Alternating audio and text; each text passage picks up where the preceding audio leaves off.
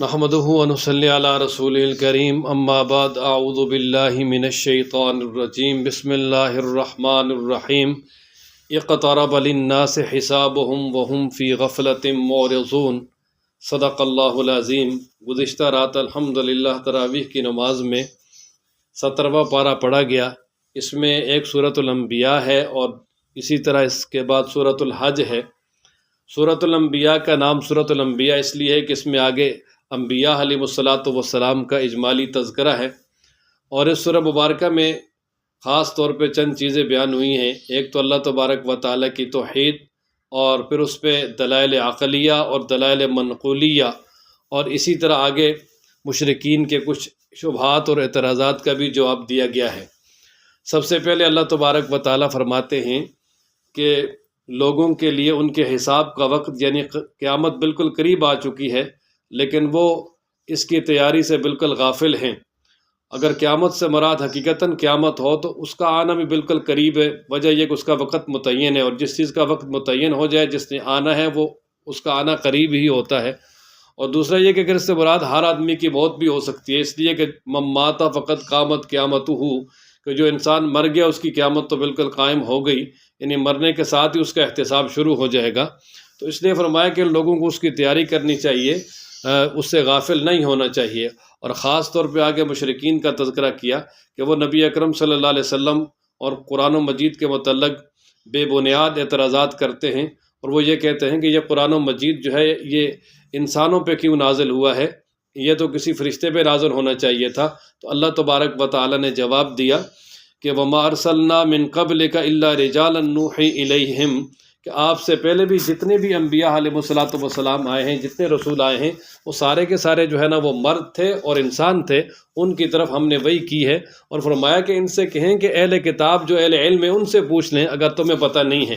اور پھر وہ جتنے بھی انبیاء علیہ السلام تھے وہ سب کھانا بھی کھاتے تھے اور پانی بھی پیتے تھے، دیگر ان کے ساتھ ضروریات زندگی بھی تھیں۔ تو اگر نبی پاک صلی اللہ تعالیٰ علیہ وآلہ وسلم پر یہ کلام اترا ہے تو اس میں ان کو حیرانگی نہیں ہونی چاہیے۔ آگے رکوع نمبر 2 میں اللہ تبارک و تعالیٰ ارشاد فرماتے ہیں کہ ہم نے یہ قرآن و مجید تمہاری طرف نازل کیا ہے، اس میں تمہارا ذکر ہے، یعنی تمہارے لیے نصیحت ہے، اور اس کے ساتھ تم نصیحت حاصل کرو، اس لیے کہ یہ قرآن و مجید نصیحت بن کے آیا ہے۔ اور اسی طرح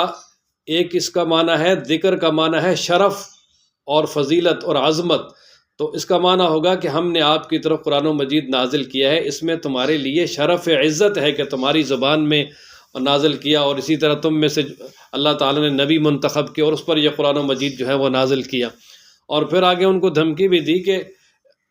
آپ سے پہلے بھی بہت ساری بستیاں ایسی گزریں کہ جن کے لوگ بڑے ظالم تھے، اور ان کو ہم نے ہلاک کیا، اور اس کے بعد اور لوگوں کو پیدا کر دیا، اور یہاں تک کہ جب انہوں نے جو ہے نا وہ اللہ تبارک و تعالیٰ کی طرف سے یہ محسوس کیا کہ اب ہم پہ عذاب آئے گا، تو فرمایا انہوں نے بھاگنا چاہا، لیکن اللہ تبارک و تعالیٰ کی طرف سے کہا گیا کہ اب تم نہ بھاگو، بلکہ یہ ایمان والوں کی طرف سے بھی انہیں بطور استضاء کے کہا گیا کہ جن گھروں میں تم نے بڑے آرام سے زندگی گزاری اور جن محلات میں تم بڑے خوش تھے، فرمایا کہ تم ان کی طرف ان میں واپس جاؤ تاکہ تم پہ عذاب آئے، اور عذاب کے بعد تمہارا حال چال پوچھ لیا جائے۔ نہیں، اس کے بعد وہ انہوں نے بولنا تو نہیں تھا کہ ان کا حال چال پوچھ لیا جائے، لیکن مطلب یہ کہ بطور مذاق اور استہزاء کے ان سے کہا۔ اور پھر جب ان پہ عذاب آیا تو پھر تو وہ بڑے اعتراف کرتے تھے کہ اے کاش کہ ہم تو بڑے ظالم تھے، اور یہی وہ بار بار یعنی یہ الفاظ دہراتے رہے کہ ہم نے ظلم کیا۔ لیکن اللہ تعالیٰ فرماتے ہیں کہ پھر ہمارا عذاب آیا اور ہم نے ان کو بالکل ایسے کر دیا جیسے کٹی ہوئی کھیتی، ختم کر دیا۔ اور آگے اللہ تبارک و تعالیٰ فرماتے ہیں کہ ہم نے یہ جو زمین و آسمان اور ان کے درمیان جو بہت بڑا نظام پیدا کیا چلایا ہے، ہم نے یہ کھیل تماشے کے لیے نہیں بنایا۔ فرمایا اگر ہم نے کوئی کھیل تماشا بنانا ہوتا تو ہم اپنے لیے الگ بنا لیتے، ہم ایسا کر بھی سکتے ہیں، لیکن ایسا نہیں ہے، بلکہ ہم نے اس کو یعنی اظہار حق کے لیے پیدا کیا ہے، اور ہم جو حق ہے اس کو باطل کے مقابلے میں لا کر باطل پہ مارتے ہیں، اور باطل کا وہ بھیجا نکال دیتا ہے۔ اور آگے اللہ تبارک و تعالیٰ فرماتے ہیں کہ مشرکین کو کہ تم جو اللہ تبارک و تعالیٰ کی طرف نسبت کرتے ہو کہ فرشتے اللہ کی بیٹیاں ہیں، اس کی وجہ سے تمہارے لیے ہلاکت اور تباہی اور بربادی ہے۔ اللہ تبارک و تعالیٰ اس سے پاک ہے، تم اللہ تعالیٰ کی مخلوق کو اس کی اولاد بنا رہے ہو، حالانکہ اللہ تبارک و تعالیٰ ہی کی ملکیت میں ہے جو کچھ آسمانوں میں ہے، جو زمینوں میں ہے۔ اور فرمایا کہ جو فرشتے اللہ تبارک و تعالیٰ کے ہاں ہیں وہ اللہ تبارک و تعالیٰ کے حکم سے بالکل تکبر بھی نہیں کرتے، اور اللہ تبارک و تعالیٰ کی عبادت کرتے ہوئے وہ تھکتے بھی نہیں ہیں، دن رات اللہ تبارک و تعالیٰ کی تعریف کرتے ہیں اور کسی قسم کی سستی بھی نہیں کرتے۔ اور پھر آگے یہ مشرکین پر اللہ تبارک و تعالیٰ نے زجر فرمایا کہ انہوں نے زمین میں بہت سارے اپنے معبود بنا لیے ہیں، اور وہ معبود کیا انہیں زندہ کرتے ہیں یا انہیں کوئی جو ہے نا وہ زندگی دیتے ہیں؟ کوئی بھی نہیں دے سکتا۔ اور پھر فرمایا کہ اگر یہ زمین و آسمان جو ہے نا اس میں اور اللہ تعالیٰ کے ساتھ اور بھی معبودان ہوتے تو یہ زمین و آسمان کا نظام بالکل درم برہم ہو جاتا، ختم ہو جاتا۔ اس کی وجہ یہ ہے کہ جس طرح ایک ملک میں دو بادشاہ نہیں چل سکتے، ظاہر ہے کہ ایک بادشاہ جو ہے وہ اپنی مرضی چلانا چاہے گا، دوسرا اپنی مرضی چلانا چاہے گا، تو ایک ملک کا نظام نہیں چل سکتا۔ تو اتنی بڑی کائنات کا نظام جو ہے اگر اللہ تبارک و تعالیٰ کے ساتھ اور معبودان ہو تو کیسے چل سکتا ہے؟ اس لیے اللہ تبارک و تعالیٰ کے ساتھ کوئی بھی شریک نہیں ہے، اللہ تبارک و تعالیٰ اکیلے ہیں، اکیلے ہی نے سب کچھ بنایا ہے اور وہ اکیلے ہی سب کا جو ہے وہ نظام چلا رہا ہے۔ اور آگے اللہ تبارک و تعالیٰ فرماتے ہیں کہ ان مشرکین نے اللہ تبارک و تعالیٰ کے علاوہ اوروں کو معبود بنا لیے ہیں، تو آپ ان سے کہیں کہ اس پر کوئی دلیل بھی لاؤ نا، تو کوئی بھی دلیل نہیں ہے۔ لیکن فرمایا کہ یہ جو قرآن مجید ہے یہ، اور اسی طرح جو پہلی کتابیں نازل ہوئی ہیں، یہ تو دلیل ایمان والوں کے لیے، اور یہ ایمان والوں کے لیے نصیحت ہے، اور ان کے لیے جو ہے وہ دلیل ہے کہ اللہ تبارک و تعالیٰ ہی کارساز و متصرف ہے، اللہ تبارک و تعالیٰ کے ساتھ کوئی بھی شریک نہیں ہے۔ اور پھر آگے اللہ تبارک و تعالیٰ فرماتے ہیں کہ ہم نے آپ سے پہلے بھی جتنے رسول بھیجے ہیں، ہر ایک رسول کی طرف ہم نے یہی وحی کی ہے کہ اللہ کے ساتھ کوئی شریک نہیں ہے، لہذا تم میری عبادت کرو۔ اور ہر نبی نے اللہ تبارک و تعالیٰ کی وحدانیت کا ہی اعلان کیا ہے۔ اور پھر اللہ تبارک و تعالیٰ فرماتے ہیں کہ یہ جو یہود و نصارہ جو ہے یہ کہتے ہیں کہ اللہ تبارک و تعالیٰ نے اولاد بنا لی ہے، یا مشرکین کہتے تھے کہ فرشتے جو ہے نا وہ اللہ تعالیٰ کی اولاد ہیں، تو اللہ فرماتے ہیں کہ یہ اللہ کی اولاد نہیں بلکہ یہ اللہ تبارک و تعالیٰ کے باعزت بندے ہیں، اور اللہ تبارک و تعالیٰ کی باعزت مخلوق ہے۔ یہ اللہ تبارک و تعالیٰ کے حکم سے آگے بھی نہیں چلتے، اور اللہ تبارک و تعالیٰ جو حکم دے دیتے ہیں فوراً اس کو کرتے ہیں، اور اللہ تبارک و تعالیٰ ہی کے پاس علم ہے اس کا، جو پہلے گزر چکے جو آنے والے ہیں اس کا، اور اللہ تبارک و تعالیٰ کے جو ہے نا وہ آگے کوئی بھی کسی قسم کی سفارش نہیں کر سکتا مگر صرف وہی کہ جس کو اللہ تبارک و تعالیٰ اجازت دے۔ یعنی یہ جو یعنی اللہ تبارک و تعالیٰ کے مقرب مخلوقات ہے، یہ بھی اللہ کی اجازت کے بغیر اللہ تبارک و تعالیٰ کے ہاں سفارش نہیں کر سکتے۔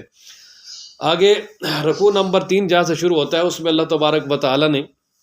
اپنی وحدانیت پہ ایک دلیل بیان فرمائی اور ساتھ ہی دعوت فکر بھی دی ہے۔ اللہ تبارک و تعالیٰ فرماتے ہیں کہ کیا یہ لوگ انہوں نے دیکھا نہیں ہے، کیا یہ اس بات کی طرف توجہ نہیں کرتے کہ یہ جو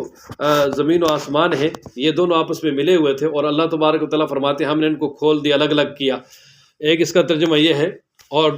دوسرا یہ ہے کہ یعنی یہ زمین و آسمان جو ہے نا ان کے بالکل بند تھے، یعنی ان کے اندر کوئی چیز آ جا نہیں سکتی تھی، لیکن اللہ تبارک و تعالیٰ نے ان کو جو ہے وہ کھول دیا، آسمان میں بھی دروازے بنا دیے، فرشتے آتے جاتے ہیں۔ اسی طرح زمین کے اندر بھی اللہ تبارک و تعالیٰ نے ایسا انداز بنا دیا کہ مختلف چیزیں زمین سے اگتی ہیں، درخت وغیرہ سارے کے سارے، تو یہ سارے کے سارے کام اللہ تبارک و تعالیٰ کی ذات کرنے والی ہے۔ اور ساتھ ہی بتا دیا کہ یہ جو پانی ہم نے پیدا کی، یہ ہماری اتنی بڑی نعمت ہے کہ اس کے ساتھ ہم نے ہر چیز کو زندگی دی ہے۔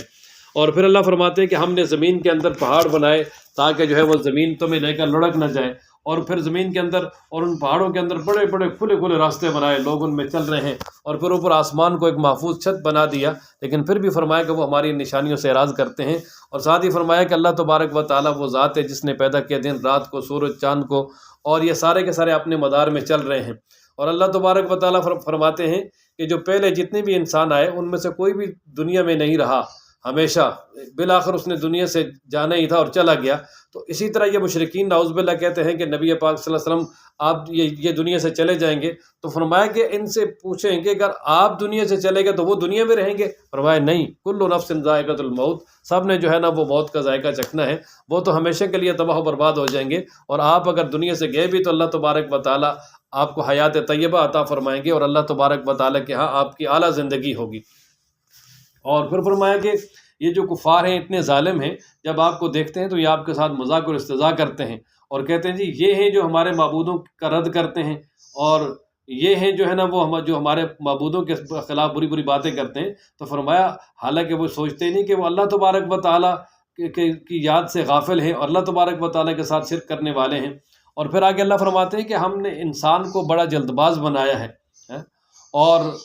میں اللہ فرماتے ہیں ایسی تو میں اپنی آیتیں دکھاؤں گا، کچھ نشانیاں کہ جن سے تم کو خود بخود یقین ہو جائے گا کہ سچا دین کیا ہے، لہذا جلدی نہ کرو۔ اور ساتھ وہ یہ بھی کہتے ہیں کہ یہ جو وعدہ ہے کہ اگر کافر کہتے تھے کہ اگر ہم نہ مانیں تو نبی پاک صلی اللہ علیہ وسلم کی طرف سے کہا جا رہا ہے کہ تم پہ عذاب آئے گا، تو وہ عذاب کب آئے گا، ہم تو اس کے انتظار میں ہیں۔ تو فرمایا کہ اگر یہ کافر جو ہے نا، یہ ان کو پتہ بھی چل جائے کہ وہ عذاب کب آئے گا، تو یہ جو ہے نا وہ عذاب اپنے اوپر سے ٹال نہیں سکیں گے، بلکہ وہ عذاب ان پہ آ کے رہے گا۔ تو اس لیے انہیں پہلے بتانے کا کیا فائدہ، بلکہ ان پہ اچانک آئے گا اور ان کو آن کے پکڑ لے گا، اور وہ اس کو بھی نہیں لٹا بھی نہیں سکیں گے، اور اپنی جو ہے نا ان کو مہلت بھی نہیں ملے گی، اور اپنی جان بھی نہیں چھڑا سکیں گے۔ اور پھر ساتھ نبی پاک صلی اللہ علیہ وسلم کے لیے تسلی دے دی، فرمایا کہ آپ سے پہلے بھی جتنے رسول بھیجے ہیں ان کے ساتھ بھی ان کفار نے جو ہے وہ طرح طرح کے استہزاء اور مذاق کیا، لیکن بالآخر وہ استہزاء اور مذاق انہی پہ آن پڑا اور وہ سارے کے سارے کفار ہلاک ہو گئے۔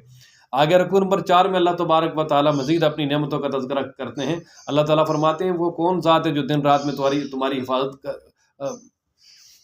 کرتا ہے۔ وہ یا یہ ہے کہ اللہ تعالیٰ فرماتے ہیں کہ اللہ تبارک و تعالیٰ اگر تمہیں ہلاک کرنا چاہے تو دن رات میں کون جو ہے وہ تمہیں اللہ تعالیٰ سے بچائے گا۔ حالانکہ اللہ تبارک و تعالیٰ کی یاد سے ان کو غافل نہیں ہونے چاہیے، اللہ تبارک و تعالیٰ کی یاد میں ان کو منہمک رہنا چاہیے۔ اور پھر وہ کہتے ہیں کیا ان کے لیے کوئی ایسے معبود ہیں جو کہ یعنی ہمارے علاوہ ان کو چھڑا لیں گے؟ فرمایا نہیں، بالکل بھی نہیں۔ معبودان جو ہے وہ نہ اپنی جو ہے نا وہ مدد کر سکتے ہیں، نہ ان کی مدد کر سکتے ہیں، بلکہ اللہ تعالیٰ فرماتے ہیں کہ ہم نے اصل یہ ان کے انکار کی وجہ یہ ہے کہ ہم نے ان کو بھی نفع دیا اور ان کے آباء و اجداد کو بھی نفع دیا، اور کافی لمبی عمر یہ نفع حاصل کرتے رہے، اور اس سے جو ہے یہ چوڑے ہو گئے۔ فرمایا ان کو ذرا سوچنا چاہیے کہ اب جو ہے ہم زمین کو اس کے اطراف سے ہم گھٹا رہے ہیں، کم کر رہے ہیں، اور مطلب یہ ہے کہ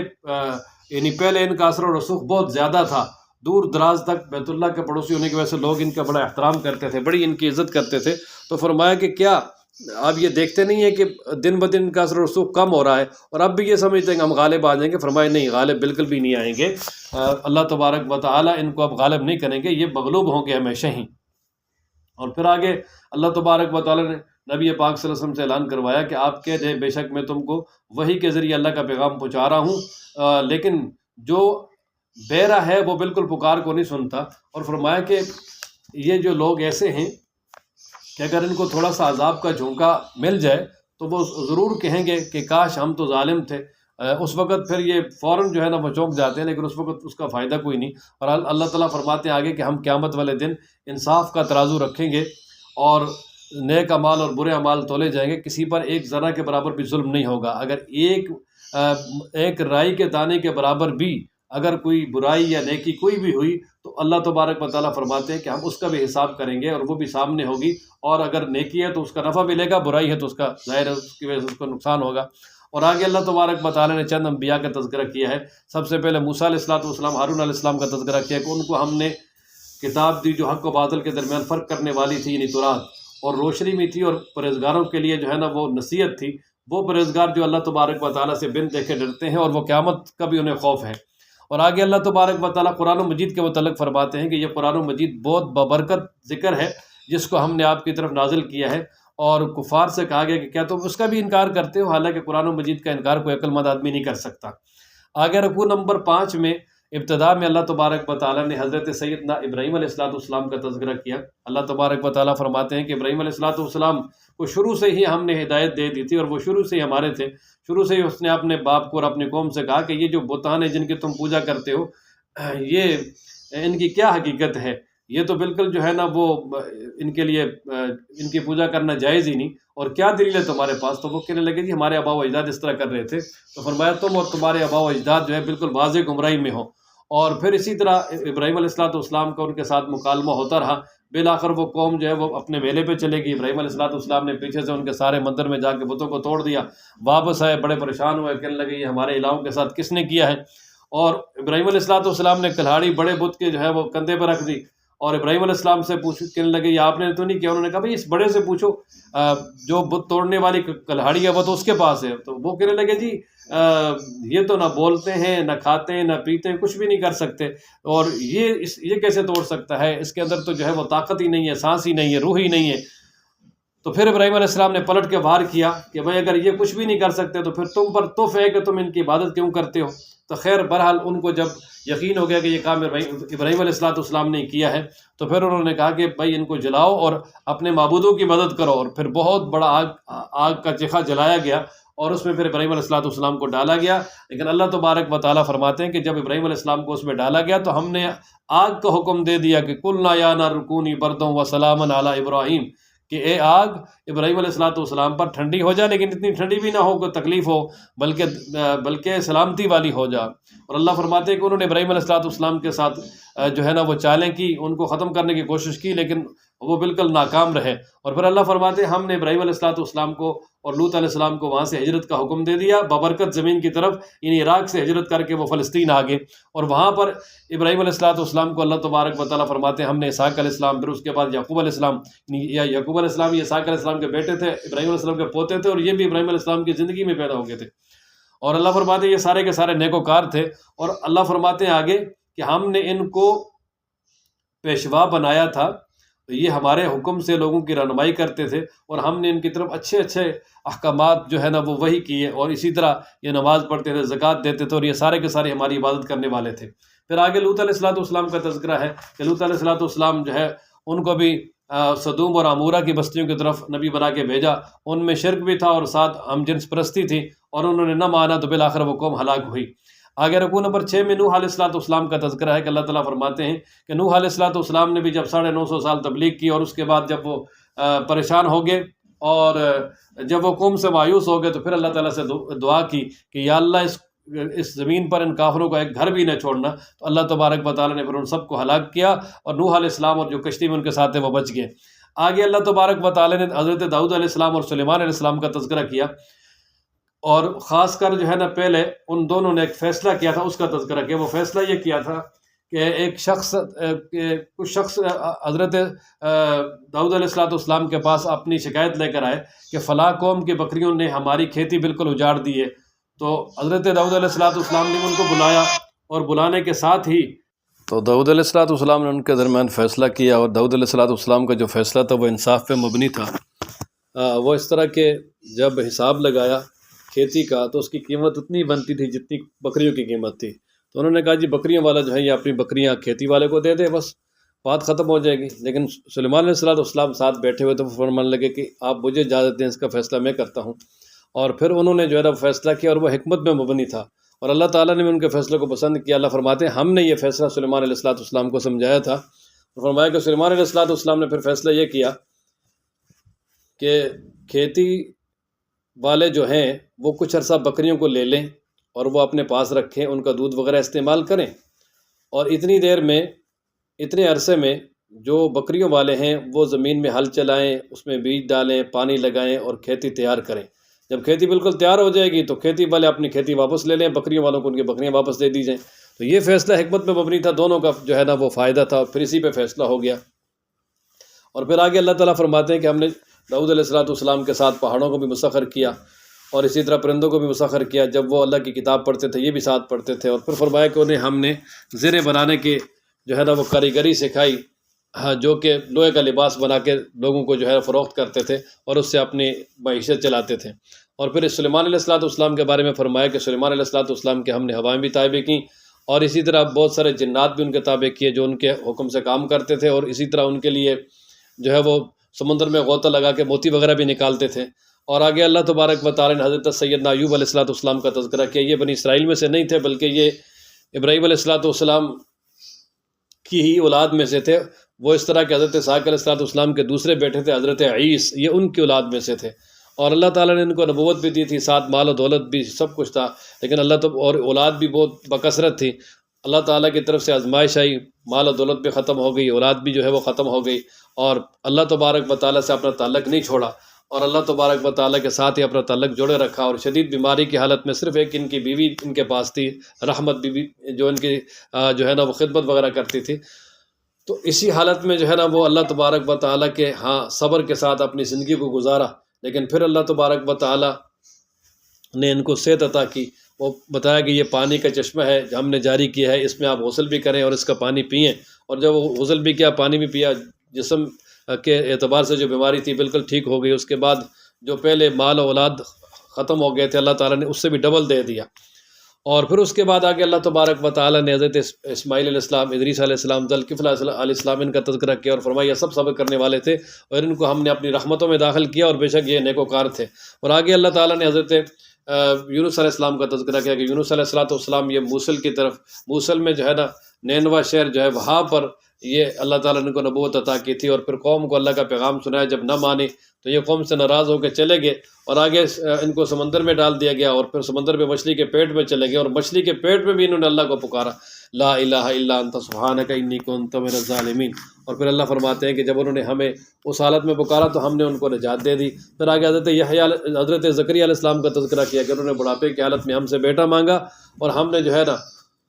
ان کی دعا سنی، ان کو بیٹا بھی دے دیا، اور اسی طریقے سے یعنی وہ بیٹا بھی نیک وکار اور بہت اعلیٰ صفات والا دیا۔ اور اللہ فرماتے ہیں کہ یہ سارے کے سارے انبیاء نیک کاموں میں آگے بڑھنے والے تھے اور ہمیں یہ یعنی یاد کرنے والے تھے، یعنی اللہ تعالیٰ کا خوف بھی تھا ان کے دلوں میں اور اللہ تعالیٰ کے ساتھ محبت بھی تھی۔ اور پھر آگے حضرت مریم کے بارے میں فرمایا کہ جنہوں نے اپنی عزت کی حفاظت کی اور پھر ہم نے یعنی اپنی قدرت کاملہ سے ان کو بیٹا دیا، حضرت عیسیٰ علیہ السلام، اور فرمایا کہ ان کو اور ان کے بیٹے کو ہم نے جہان والوں کے لیے نشانی بنا دیا۔ اور آگے اللہ تبارک و تعالیٰ فرماتے ہیں کہ یہ جتنے بھی انبیاء گزرے ہیں یہ ایک ہی دین پر تھے، یعنی ان کے اصول ایک ہی تھے، یعنی لا الہ الا اللہ۔ اس لیے نبی پاک صلی اللہ علیہ وسلم ارشاد فرماتے ہیں کہ ہم جتنے بھی انبیاء ہیں ہم جو ہے نا وہ اللہتی بھائی ہیں، یعنی ہم سب کا باپ یعنی دین اصل وہ ایک ہے، اور آگے مائیں الگ الگ ہیں، یعنی شرعی احکامات الگ الگ ہیں۔ تو یہ اصول دین کے اعتبار سے فرمایا ایک ہی ہے، وہ یہ ہے کہ اللہ تبارک و تعالیٰ نے سب سے یہی کہا ہے کہ میں تمہارا رب ہوں، میری عبادت کرو، لیکن ان کے بعد لوگوں نے جو ہے نا وہ دین میں بگاڑ پیدا کیا ہے۔ آگے رکوع نمبر 7 ہے سورہ انبیاء کا، اس میں اللہ تعالیٰ فرماتے ہیں کہ جس نے بھی کوئی اچھا کام کیا، نیک کام کیا، لیکن ہے وہ مومن، تو فرمایا کہ اس کی اس جو کوشش ہے اس کی بڑی قدر کی جائے گی، اور اس کو ہم اللہ فرماتے ہیں اس کو ہم نے لکھ لیا ہے، اور قیامت والے دن اللہ تبارک و تعالیٰ اس کا اجر عطا کریں گے۔ اور فرمایا کہ جن بستیوں کو ہلاک کر دیا ہے وہ اب دنیا میں واپس نہیں آئیں گی، اب دوبارہ جو ہے نا وہ قیامت میں ہی جو ہے وہ یعنی بیدار ہوں گی۔ اور اللہ تعالیٰ فرماتے ہیں کہ جب قیامت کا وعدہ آ جائے گا تو اس وقت یعنی کچھ لوگوں کی آنکھیں کھلی کی کھلی رہ جائیں گی جنہوں نے کفر کیا، اور وہ اس وقت جو ہے نا وہ افسوس کریں گے کاش ہم میں تو اس سے غفلت میں تھے۔ اور پھر آگے اللہ تعالیٰ نے مشرکین سے کہا کہ تم اور جن کی تم پوجا کرتے ہو یہ سارے جہنم کا ایندھن ہو، اور فرمایا کہ اگر وہ تمہارے معبودان الہ ہوتے تو وہ جہنم میں تو نہ جلتے، حالانکہ وہ جہنم میں جائیں گے اور تمہاری اور تمہارے الہوں کی وہاں بری بری آوازیں نکلیں گی۔ تو جب یہ آیت مبارکہ نازل ہوئی تو کچھ مشرکین کہنے لگے، خاص کر عبداللہ بن زبحری، کہ بھئی پھر تم عیسیٰ علیہ السلام، ابراہیم علیہ السلام اور بہت سارے وہ فرشتے اور بہت ساری ہستیاں بھی جو ہے وہ جہنم میں جائیں گی، کیونکہ ان کی بھی دنیا میں پوجا کی گئی ہے۔ تو اللہ تبارک و تعالیٰ نے فرمایا کہ بے شک وہ لوگ کہ جن کے بارے میں ہماری بات پہلے ہی طے ہو چکی ہے کہ ان کو ہم نے بھلائی دینی ہے، تو فرمایا وہ جہنم سے دور رہیں گے، اس لیے کہ وہ ایمان والے ہیں، ان کا شرک سے کوئی تعلق نہیں ہے، وہ انہوں نے تو جو ہے شرک کو مٹانے کی آوازیں لگائی ہیں، لہذا وہ جہنم کی آہٹ بھی نہیں سنیں گے۔ اور فرمایا کہ ان کو من مانی زندگی ملے گی اور وہاں ہمیشہ کی نعمتیں ملیں گی اور ان میں ہمیشہ رہیں گے۔ اور فرمایا کہ ان کو جو قیامت کا بڑا حادثہ ہے اس سے بھی وہ کسی قسم کی پریشانی ان کو نہیں ہوگی۔ اور فرمایا کہ قیامت جب قیامت آئے گی تو آسمانوں کو جو ہے وہ اس طرح کاغذ پہ لپیٹ دیا جائے گا جس طرح کاغذ کو تومار وغیرہ پہ لپیٹا جاتا ہے۔ اور آگے اللہ تبارک و تعالیٰ نے فرمایا کہ میرے محبوب ہم نے آپ کو تمام جہانوں کے لیے رحمت بنایا، فرشتوں سے لے کر جتنی بھی مخلوقات ہیں اللہ کے محبوب سب کے لیے رحمت ہیں۔ نبی پاک صلی اللہ علیہ وسلم نے ایک دفعہ جبریل امین سے پوچھا کہ جبریل اللہ تعالیٰ فرماتے ہیں میرے بارے میں کہ مجھے تمام جہانوں کے لیے رحمت بنا کے بھیجا، تو جہانوں میں آپ بھی شامل ہیں، کیا میں آپ کے بھی رحمت ہوں؟ انہوں نے کہا جی بالکل، آپ بھی میرے لیے بھی رحمت ہیں، اس لیے کہ جب تک آپ سے میرا تعلق نہیں ہوا تھا اس سے پہلے مجھے یہ خوف رہتا تھا کہ اللہ کے دربار سے کہیں جو ہے مجھے نکال نہ دیا جائے جس طرح شیطان کو نکالا گیا ہے، لیکن جب آپ سے اور قرآن سے تعلق ہو گیا تو یہ خوف ختم ہو گیا، اب میں ہمیشہ اللہ تبارک و تعالیٰ ہی کا محبوب رہوں گا، اس لیے کہ آپ اور آپ کا قرآن یہ اللہ کے محبوب ہے اور اللہ کا کلام ہے۔ اور آگے اللہ تعالیٰ فرماتے ہیں میرے محبوب اعلان کریں کہ اللہ تعالیٰ نے میری طرف یہ وحی کی ہے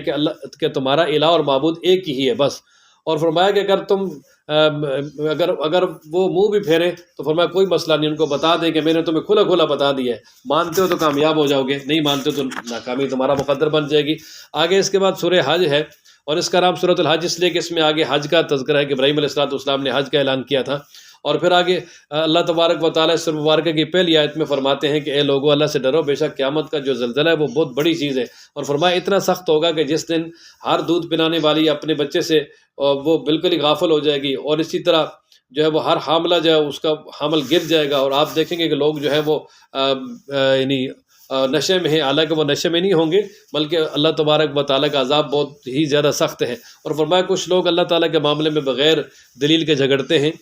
اور وہ شیطان کی پیروی کرتے ہیں، یعنی دلیل سے بغیر جڑنے کا مطلب یہ ہے کہ وہ شرک کرتے ہیں، اس لیے کہ اللہ تعالیٰ نے شرک کی کوئی دلیل نازل ہی نہیں کی۔ اور اللہ تبارک و تعالیٰ نے یہ بات بالکل واضح بتا دی کہ جو شیطان کو دوست بنائے گا تو اللہ تبارک و تعالیٰ اس کو جو ہے جہنم کے عذاب میں داخل کریں گے۔ اور آگے اللہ تبارک و تعالیٰ نے فرمایا کہ اے انسانوں، اگر تمہیں قیامت کے بارے میں جو ہے نا وہ شک ہے تو پھر تم دیکھو تو صحیح، ذرا غور تو کرو کہ ہم نے تم کو مٹی سے پیدا کیا۔ مٹی سے پیدا کرنے کے دو مطلب ہے، ایک تو یہ کہ آدم علیہ السلام کا مجسمہ مٹی سے بنایا، اس میں روح پھونکی اور اسی جا کے انسان چلائے۔ اور دوسرا مٹی سے پیدا کرنے کا مطلب یہ ہے کہ مٹی سے جو ہے نا وہ غذا پیدا ہوتی ہے اور وہ غذا انسان کھاتا ہے، اور اسی سے جو ہے اس کا مادہ منویہ بھی بنتا ہے اور اسی سے آگے انسان کی تخلیق ہوتی ہے۔ تو پھر فرمایا کہ پہلے مٹی سے اور پھر جو ہے نا وہ نطفہ سے، اور پھر وہ نطفہ جو ماں کے پیٹ میں ہی وہ ایک یعنی جمع ہوا خون بن جاتا ہے، اور پھر وہ بوٹی بن جاتا ہے، اور پھر اسی طرح اللہ تبارک و تعالیٰ جو ہے جب تک چاہتے ہیں وہ ماں کے پیٹ میں رہتا ہے، اور پھر جب بچہ مکمل ہو جاتا ہے تو پھر دنیا میں آ جاتا ہے، اور پھر اس کے بعد کوئی جوان ہو جاتا ہے، اور کوئی جو ہے نا جوانی کے بعد فوراً دنیا سے چلا جاتا ہے، اور کوئی جو ہے نا وہ بڑھاپے کی عمر کو چلا جاتا ہے، یہاں تک کہ وہ آخری عمر تک چلا جاتا ہے۔ تو یہ جو اللہ تبارک و تعالیٰ تمہیں پیدا کر کے تمہاری زندگیوں میں اور تمہارے جسم میں اتنی تبدیلی لا سکتا ہے، تو وہ اللہ تعالیٰ قیامت بھی کام کر سکتا ہے۔ اور اسی طرح ایک اور دلیل بیان فرمائی کہ دیکھو، آپ خود دیکھتے ہو کہ زمین بالکل بنجر ہوتی ہے، خشک ہوتی ہے، کچھ بھی نہیں ہوتا، ہم آسمان سے پانی برسا کر اس زمین کو بالکل جو ہے نا وہ آباد کر دیتے ہیں، وہ کھیتی سے لہلانے لگتی ہے۔ تو جو اللہ تعالیٰ زمین کو آباد کر سکتا ہے وہ اللہ تبارک و تعالیٰ دوبارہ جو ہے وہ قیامت بھی قائم کر سکتا ہے۔ اس لیے فرمایا کہ قیامت کا جو یقین ہے اس پہ قائم۔ اور آگے یہ جو آیت مبارکہ ومن الناس من یجادل، یہ مشرکین مکہ کے بارے میں نازل ہوئی کہ وہ اللہ تبارک و تعالیٰ کی ذات کے بارے میں مختلف اعتبار سے جھگڑتے، بحث و مباحثہ کرتے، لیکن جب ان کو سمجھایا جاتا تو پہلو جو ہے نا وہ پھیر کر بھاگ جاتے، اور وہ کوئی بات جو ہے وہ سنتے ہی نہیں تھے۔ اور ان کے اعتراض کرنے کا مقصد یہ تھا تاکہ دوسرے لوگ جو ہے وہ بھی یعنی ان کی باتیں سن کے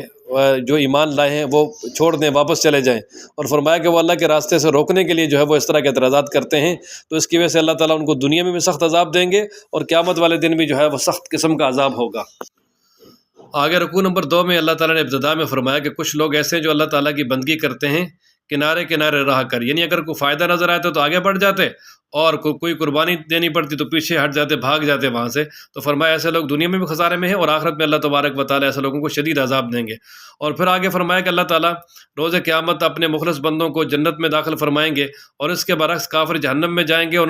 اس کے دردناک عذاب سے جو ہے وہ دوچار ہوں گے، اور ان کے لیے آگ سے لباس تیار کیا جائے گا، اور اس میں ایسا کھولتا ہوا پانی ہوگا جو ان پہ انڈیلا جائے گا، تو اس سے ان کی کھالوں اور انتڑیوں کو جو ہے پگھلا دیا جائے گا، اور پھر ان پر لوہے کے ہتھوڑے کی ضربیں لگائی جائیں گی۔ جب بھی وہ جہنم سے نکلنے کی کوشش کریں گے تو اللہ تعالیٰ فرماتے ہیں کہ اعیدوا فیہا، یعنی دوبارہ جو ہے وہ ہتھوڑے مار کر ان کو جہنم کے اندر دوبارہ واپس بھیج دیا جائے گا، اور وہ جہنم کے اندر ہمیشہ ہمیشہ کے لیے جلیں گے۔ وہ اپنے آپ کو بچانے کی کوشش کریں گے لیکن وہ بچ نہیں سکیں گے۔ اور پھر آگے اللہ تبارک و تعالیٰ نے فرمایا کہ جو لوگ اس بات سے پریشان ہیں کہ اللہ تبارک و تعالیٰ نبی پاک صلی اللہ علیہ وسلم کو عزتیں کیوں دے رہا ہے اور ان کی مدد کیوں کر رہا ہے، تو فرمایا وہ ان کی ایک ہی حل ہے کہ وہ اپنے چھت پہ رسی لگائیں اور اس کے ساتھ جو ہے وہ لٹک کر خودکشی کر لیں، اس کے علاوہ کوئی بھی نہیں ہے۔ ان کا غیظ و غضب ٹھنڈا کرنے کے لیے کوئی حل نہیں ہے، اس لیے کہ اب اللہ تعالیٰ نے اپنے پیغمبر کی دن بدن جو ہے مدد کرنی ہے اور ان کو ایسی تکلیف ہونی ہے۔ اور پھر آگے اللہ تبارک و تعالیٰ نے یعنی یہ اپنے وحدانیت پہ دلیل بیان فرمائی کہ کیا آپ دیکھتے نہیں کہ بے شک اللہ تبارک و تعالیٰ کی ذات ایسی ہے کہ جس کے لیے سجدہ ریز ہوتی ہے ہر وہ چیز جو آسمانوں میں، جو زمینوں میں، سورج، چاند، ستارے، پہاڑ، درخت، اور اسی طرح جانور، اور بہت سارے انسان بھی جو ہے وہ اللہ تبارک و تعالیٰ کی ذات کو سجدہ کرتے ہیں، لیکن بہت سارے انسان جو ہے وہ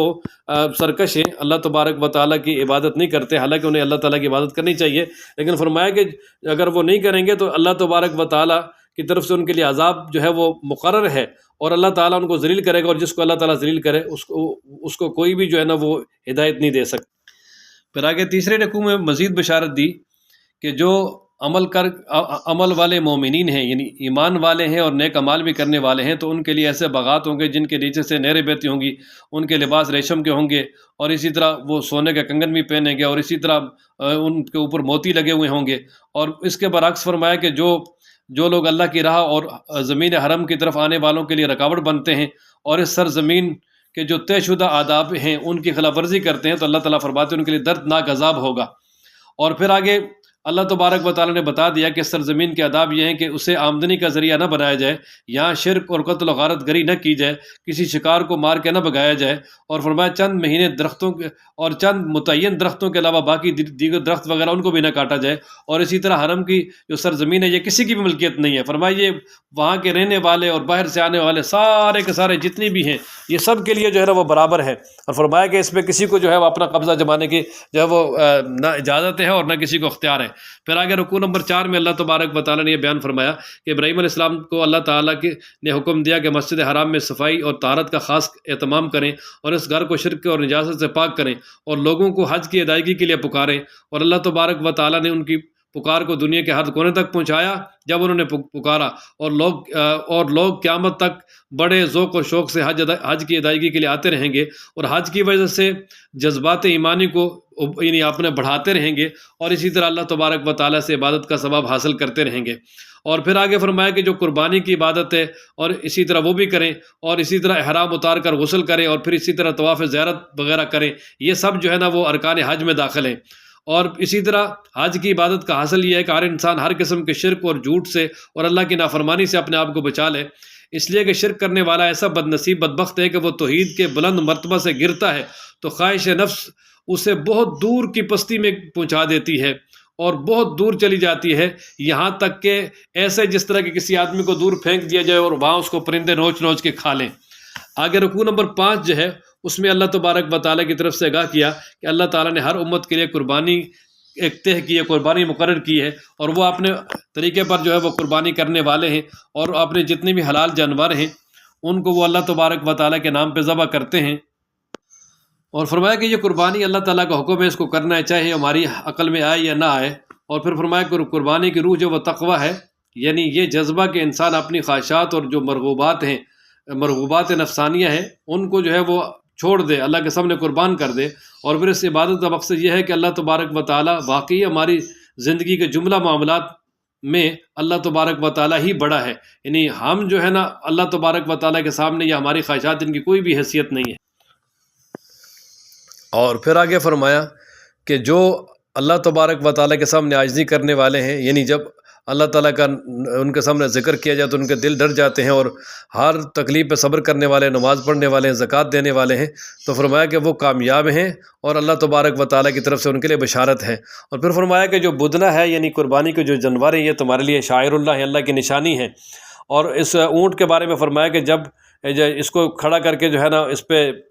جب نہر کیا جائے تو فرمایا کہ جب یہ گر جائے اور اسی طرح اس کے وہ روح وغیرہ نکل جائے تو پھر فرمایا کہ اس کو ذبح کر کے اور اس کے گوشت کے ٹکڑے بنا کے خود بھی کھاؤ، اور فرمایا جو موتار ہیں ان کو بھی کھلاؤ۔ اور پھر آگے فلسفہ قربانی بیان کر دیا کہ یہ قربانی کا گوشت وغیرہ یہ اللہ تبارک و تعالیٰ کو نہیں پہنچتا اور نہ خون پہنچتا ہے، بلکہ گوشت کھایا جاتا ہے اور خون وغیرہ زمین پہ بہایا جاتا ہے۔ اللہ تبارک و تعالیٰ کو تو تقویٰ اور طہارت اور مومن کا جو اخلاص ہے وہی پہنچتا ہے، تو جو بھی اخلاص کے ساتھ قربانی کرے گا اللہ تبارک و تعالیٰ کے ہاں اجر۔ آگے رکوع نمبر 6 میں جو آیات ہیں یہ ہجرت کے سفر میں نازل ہوئیں کہ مکی دور میں مسلمانوں کو حکم تھا کہ تم نے کسی قسم کا جو ہے کفار کا مقابلہ نہیں کرنا بلکہ صبر کرنا ہے۔ تو اب جب مدینہ منورہ کی طرف جب آئے تو اللہ تبارک و تعالیٰ نے اجازت دے دی کہ مکہ مکرمہ میں ان پہ بڑا ظلم ہوا ہے، لہذا اللہ تعالیٰ کی طرف سے ان کو اجازت ہے کہ یہ اب جو ہے دشمنوں کا مقابلہ کریں، کیونکہ ان کو اپنے گھروں سے نکالا گیا ہے، اور اسی طرح جو ہے نا ان کے مال و متاع پہ بھی جو قبضہ کیا گیا ہے، تو فرمایا اللہ تبارک و تعالیٰ کی طرف سے مکمل انہیں اجازت ہے کہ یہ جہاد کریں۔ اور پھر فرمایا کہ اس ظلم کے خاتمے کے بعد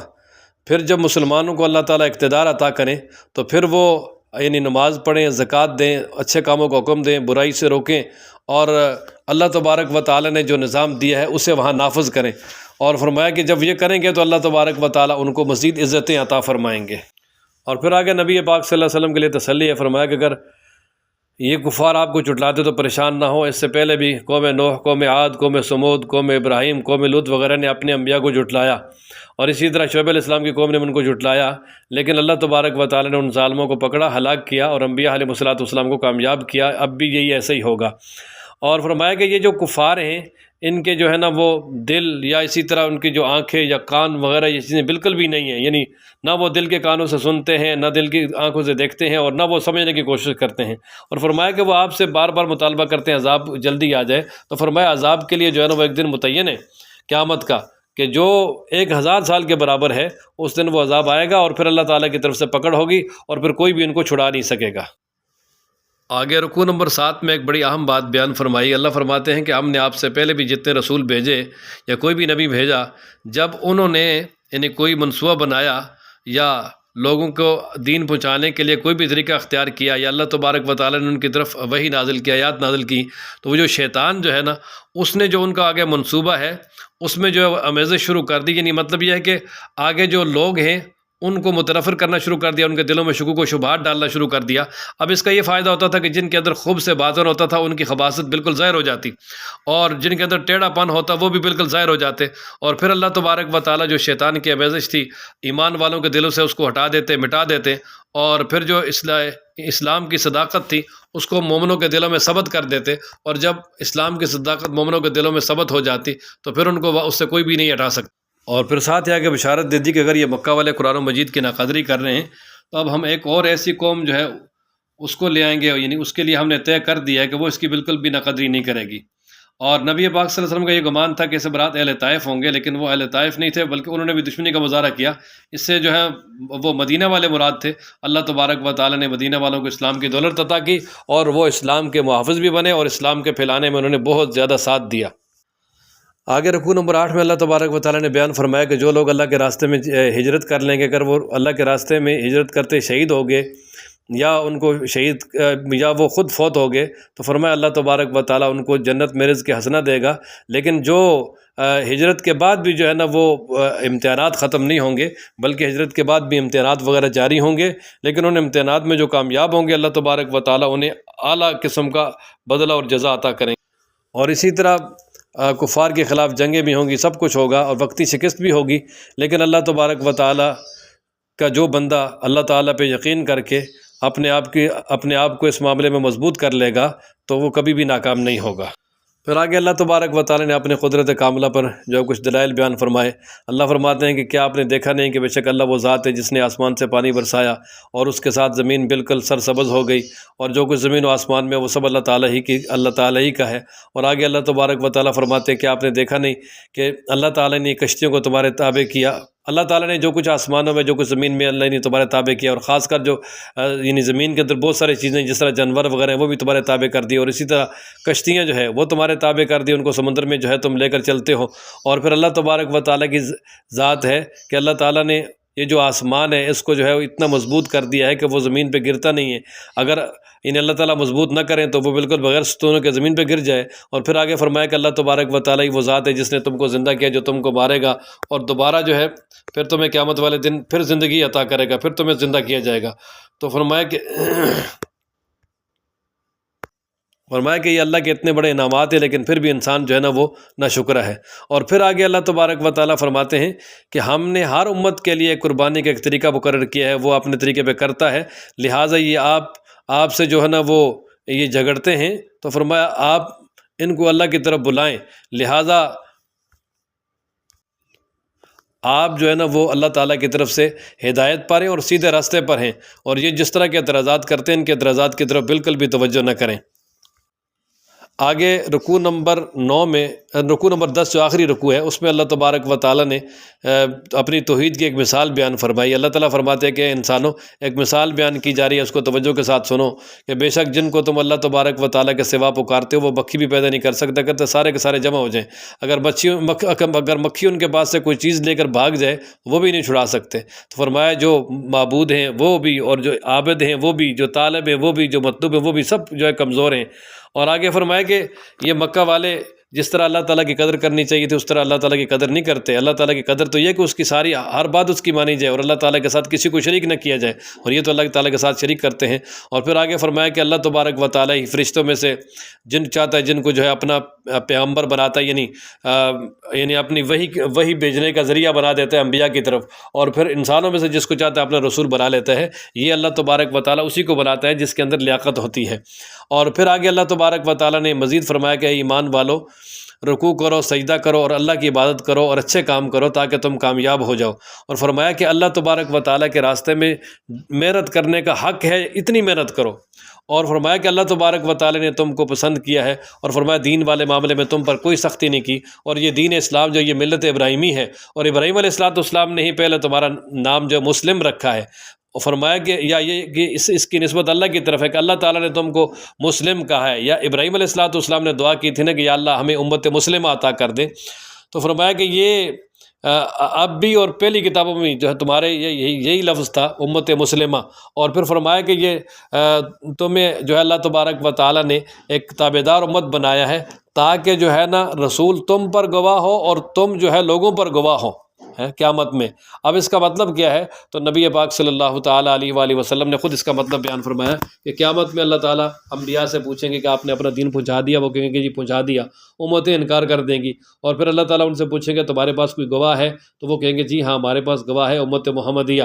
اور امت محمدیہ جو ہے وہ گواہی دے گی اللہ تعالیٰ کے دربار میں کہ ہر نبی نے اپنا دین پہنچا دیا ہے، اور پھر وہ پہلی امتیں وہاں جرا کریں گی کہ یہ تو بعد میں آئے ہیں، یہ کیسے گواہی دے سکتے ہیں؟ تو پھر یہ امت محمدیہ اللہ کے دربار میں کہے گی اے اللہ اگر آپ سچے ہیں، آپ کے نبی سچے ہیں، آپ کا قرآن سچا ہے، تو پھر ہم سچے ہیں اس لیے کہ آپ کے نبی اور آپ نے یہ بات ہمیں بتلائی ہے، اور اس لیے آپ کے کلام میں یہ بات ہے کہ انبیاء سارے کے سارے سچے تھے، کسی نے اپنے دین میں جو ہے وہ کوتاہی نہیں کی، سب نے اپنا دین پہنچایا ہے۔ اور پھر نبی پاک صلی اللہ علیہ وسلم اپنی امت کے حق میں گواہی دیں گے کہ ہاں میری امت نے یہ گواہی بالکل ٹھیک دی ہے اور صحیح دی ہے، اور اللہ تعالیٰ پھر انبیاء کے حق میں فیصلہ کر دیں گے۔ اور فرمایا آخر میں کہ نماز پڑھو، زکوٰۃ دو اور اللہ کی رسی کو مضبوطی سے پکڑ لو، کیونکہ وہی تمہارا مولا ہے، اور کیا ہی اچھا مولا ہے اور کیا ہی اچھا مددگار ہے۔ سبحان ربک رب العزت عما یصفون وسلام علی المرسلین والحمد للہ رب العالمین۔ اللہ تعالیٰ عمل کی توفیق عطا فرمائے۔